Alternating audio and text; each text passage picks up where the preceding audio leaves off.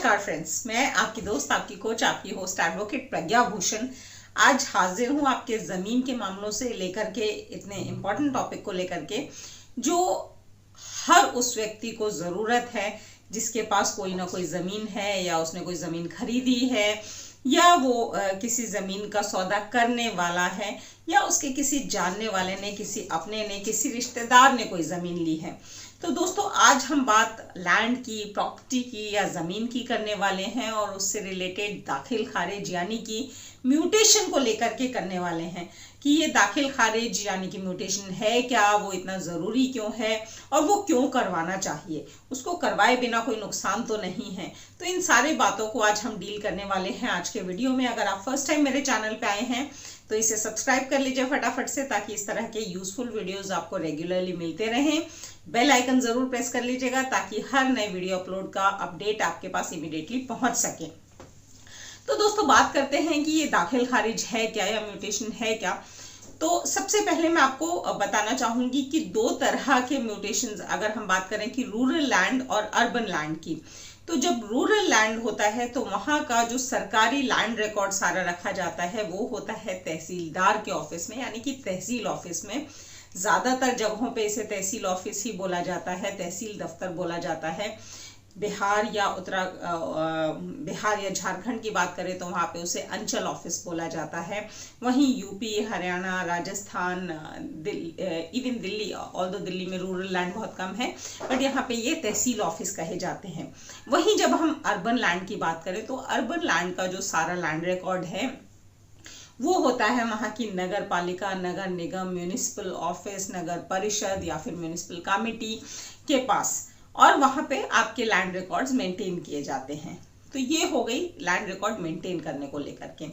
अब बहुत से लोग मुझसे सवाल करते हैं कि अगर हमने प्रॉपर्टी खरीद ही ली, अपने नाम पे रजिस्टर्ड सेल डीड करवा दी, लाखों रुपए की स्टैंप ड्यूटी भी पे कर दी, तो फिर उसको दाखिल खारिज करने की जरूरत ही क्या है, क्यों करवाएं।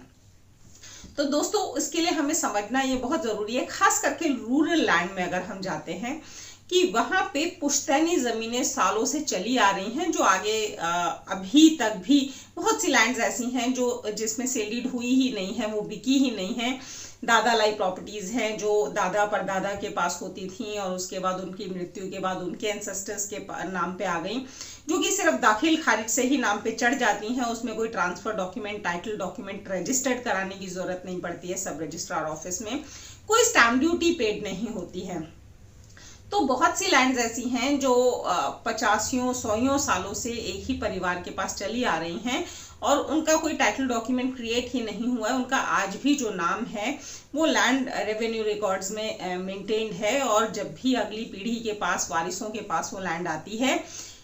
पिछली पीढ़ी की मृत्यु के बाद, तो वो उन वारिसों का नाम दाखिल खारिज हो जाता है। तो ऐसे में दोस्तों दिक्कत क्या आ सकती है कि अगर आपने अपना नाम कोई भी प्रॉपर्टी खरीदने के बाद दाखिल खारिज नहीं करवाया,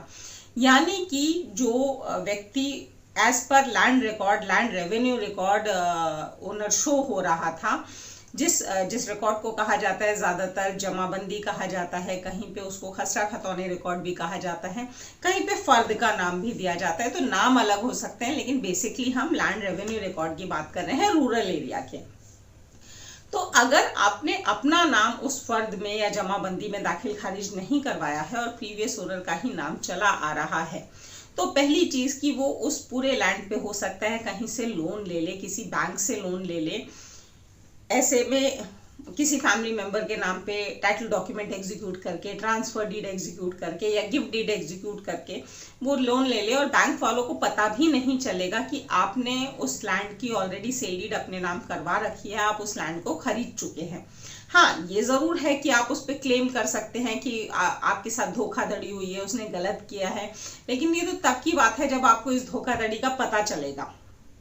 लेकिन उससे पहले अगर वो लोन ले चुका है आपकी उस प्रॉपर्टी पे जो वो ऑलरेडी आपको बेच चुका है, तो ये आपके लिए एक परेशानी की बात हो सकती है, और किसी को शक भी नहीं होगा कि वो लैंड बेच चुका है। अगर लैंड रेवेन्यू रिकॉर्ड में उसका नाम ऑलरेडी आ रहा है तो पता करना बहुत मुश्किल है कि इसको कोई और खरीद चुका है, क्योंकि जिसने खरीदा है उसने अपना नाम तो दाखिल खारिज करवाया ही नहीं है, म्यूटेशन में चढ़वाया ही नहीं है इन लैंड रिकॉर्ड्स में।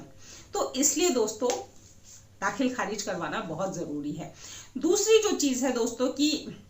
खास करके अगर हम कृषि भूमि की बात करें तो जिसका नाम चढ़ा हुआ होता है, अगर वो बुआई कर रहा है, फसल बो रहा है, और खास करके तब जब आप वहां पे रेगुलर नहीं जाते हैं उस लैंड पे, आप उसको उसकी पोजीशन आपके पास नहीं है और वो जो व्यक्ति है जिसने बेची है वो वहीं का लोकल है, वहीं रहता है, तो आपको उस लैंड पे पोजीशन प्रूफ करना बहुत मुश्किल हो जाएगा। और खेती में कहा जाता है ना कि जिसने बोया है वही काटेगा, यानी कि एक फसल अगर 6 महीने की है, खरीफ क्रॉप या रबी क्रॉप, तो आप अगर किसी ने उस पर खेती कर ली है, बुआई कर ली है और उसका लैंड रिकॉर्ड में शो भी हो रहा है कि वो उसकी पोजीशन में है, तो बहुत मुश्किल है कि उस दौरान में आप अपने लैंड की पोजीशन उससे ले पाएं जब तक कि उसकी फसल की कटाई ना हो जाए। तो ऐसे में आपकी पोजीशन से छेड़छाड़ करना बहुत ही आसान हो जाता है अगर आपने अपना नाम लैंड रिकॉर्ड में यानी कि भूमि राजस्व डिपार्टमेंट में अपना नाम जो है दाखिल खारिज नहीं करवाया है। तो इसलिए भी बहुत जरूरी है कि आप अपना नाम दाखिल खारिज करवाएं। अगेन, जिस तरह से लोन लेते हैं प्रॉपर्टी पे, उसी तरह से आपकी प्रॉपर्टी, जो प्रॉपर्टी आपको बेची हुई है, वो किसी और को भी बेच सकते हैं, यानी कि मल्टीपल सेलिंग के फ्रॉड्स होने बहुत आसान है। क्योंकि जिनकी दादा लाई प्रॉपर्टी है, बरसों से नाम उनके पूरे खानदान का उन लैंड रेवेन्यू रिकॉर्ड्स में दिख रहा है, तो किसी को भी ये शक नहीं होगा कि ये प्रॉपर्टी ऑलरेडी सेल डीड के थ्रू बेची जा सकती है। लेकिन अगर आपने खरीदने के बाद अपना नाम लैंड रेवेन्यू रिकॉर्ड में चढ़वाया हुआ है, तो जैसे ही कोई वेरीफाई करेगा तहसील ऑफिस में आपके उस लैंड रिकॉर्ड को, तो पता चल जाएगा कि पर्टिकुलर लैंड जो है वो आप खरीद चुके हैं और आपका नाम चढ़वाया जा चुका है।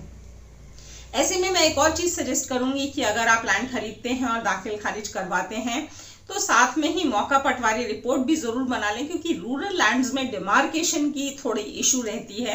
कि क्लियर डिमार्केशन जो है, क्लियर बाउंड्रीज जो है पता करनी मुश्किल हो जाती है, खास करके जहाँ पे बड़े चंक ऑफ लैंड्स होते हैं। तो ऐसे में जब आप मौका पटवारी रिपोर्ट बनाते हैं तो जो वहाँ का कंसर्न पटवारी है उस एरिया का, वो उस लैंड पे साइट पे जाके विजिट करता है, वेरीफाई करता है और फिर वो एक प्रॉपर आपको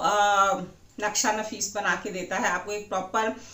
सिजरा प्लान बना के देता है उसका, और उस सिजरे के अकॉर्डिंग आपकी बाउंड्रीज क्लियरली मेंशन की जाती हैं। तो कभी भी आपको बाउंड्रीज का भी डिस्प्यूट नहीं आएगा उस लैंड में, अगर आप दाखिल खारिज के साथ मौका पटवारी रिपोर्ट भी बनवा लेते हैं। दूसरी चीज दोस्तों, जब बात करें हम अर्बन लैंड की, तो यहाँ पे ऑब्वियसली आपकी जो म्यूटेशन है वो म्यूनिसिपल कमेटी या म्यूनिसिपल अथॉरिटी में या नगर पालिका, नगर निगम, नगर परिषद में होगी, जो भी आपकी अर्बन सिविक अथॉरिटी है, जिससे आपका प्रॉपर्टी टैक्स एसेस होता है और आपका प्रॉपर्टी टैक्स भी उसी से दिया जाता है, प्रॉपर्टी टैक्स की रिसीट भी उसी से मिलती है। तो म्यूटेशन से आपकी जो प्रॉपर्टी की पोजीशन है वो बहुत क्लियर हो जाती है कि आप प्रॉपर्टी के पोजीशन में आ गए हैं और ये किसी और के पोजीशन में नहीं है। क्योंकि कहते हैं ना, जिसका कब्जा उसकी भूमि, तो कब्जा शो करना, कब्जा प्रूफ करना प्रॉपर्टी में बहुत जरूरी है, अदरवाइज बहुत सारे लैंड डिस्प्यूट्स जो अराइज हो सकते हैं, आप म्यूटेशन कराने के बाद उन्हें अवॉइड कर सकते हैं। अब सवाल आता है कि म्यूटेशन करवाना कैसे है, करवाया कैसे जा सकता है। तो दोस्तों, पहली चीज की रूरल लैंड की अगर बात करें, चाहे वो इंडस्ट्रियल लैंड हो या फिर एग्रीकल्चरल लैंड हो या फिर रेजिडेंशियल यानी कि आबादी लैंड हो, तो यहाँ पे आपको 99% मैक्सिमम एरियाज में आपको भू राजस्व डिपार्टमेंट में भू राजस्व अधिकारी को या फिर तहसीलदार के ऑफिस में अप्लाई करना होता है, रिटन एप्लीकेशन देनी होती है। वो आपका सारा वेरिफिकेशन करते हैं, जिसमें करीब 1 महीने का टाइम लगता है। उसके बाद आपको वहां बुलाया जाता है और आपको भू राजस्व की पर्ची काट के, रसीद काट के दी जाती है और आपका नाम उसमें दाखिल कर दिया जाता है। जो पिछला ओनर था उसका नाम खारिज कर दिया जाता है, यानी कि वहां से हटा के आपके नाम पे एंट्री कर दी जाती है, इसीलिए इसे दाखिल खारिज कहा जाता है। ज्यादातर स्टेट्स में अब भू राजस्व रिकॉर्ड जो है ऑनलाइन हो चुका है, तो ये प्रक्रिया थोड़ी और आसान हो गई है कि आपको पर्सनली जाके एप्लीकेशन देने की बजाय आप अपनी रजिस्ट्री की, जो भी आपके नाम पे सब रजिस्ट्रार ऑफिस में सेल डीड या गिफ्ट डीड या जो भी टाइटल डॉक्यूमेंट हुआ है, आप उसकी कॉपी लगा के ऑनलाइन एप्लीकेशन भी कर सकते हैं और उसकी एक कॉपी की उसकी सेल डीड की फोटो कॉपी करवा के आपको पर्सनली जाके तहसील ऑफिस में देना है और फिर तहसील ऑफिस सारे वेरिफिकेशंस के बाद उससे मैच करके आपका नाम भू राजस्व में चढ़ा देते हैं, दाखिल खारिज कर देते हैं। तो देखिए, प्रक्रिया बहुत सिंपल है, बहुत ज़्यादा कॉम्प्लिकेटेड है नहीं। सिर्फ आपके टाइटल डॉक्यूमेंट की फोटोकॉपी चाहिए होती है, जिसकी पर्सनली वेरिफिकेशन करते हैं तहसील ऑफिस से। सेम प्रोसीजर फॉलो होता है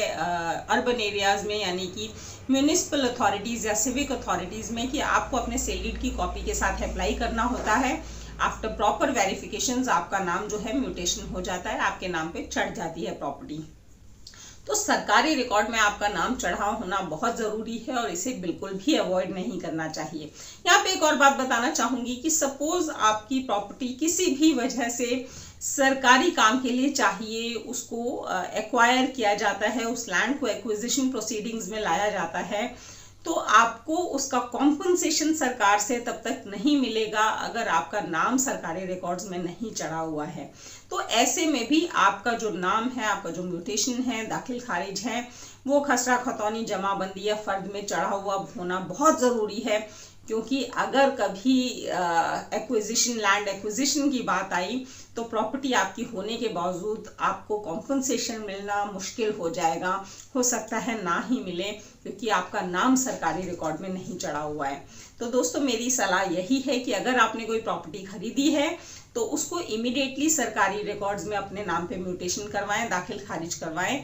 ताकि आप इस तरह की किसी भी डिस्प्यूट को, किसी भी प्रॉब्लम को अवॉइड कर सकें। ये था आज का वीडियो, कैसा लगा ज़रूर बताइएगा। मिलते हैं मेरे नेक्स्ट वीडियो में, तब तक के लिए थैंक यू, धन्यवाद, नमस्कार, शब्बा खैर।